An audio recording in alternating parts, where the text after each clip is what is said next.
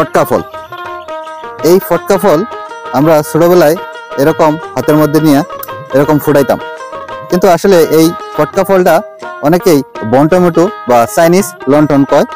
কিন্তু এই ফটকা ফলটা বহু ঔষধি গুণে ভরপুর।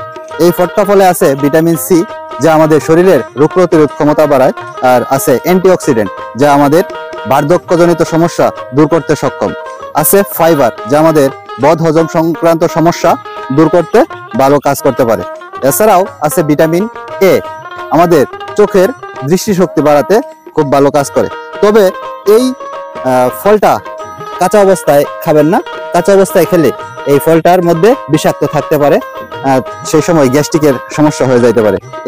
এই ফলটা পাকা অবস্থায় খেলে এরকম টমেটোর মতো স্বাদ মনে হয়, তাই এই ফলের নাম হয়েছে বন টমেটো।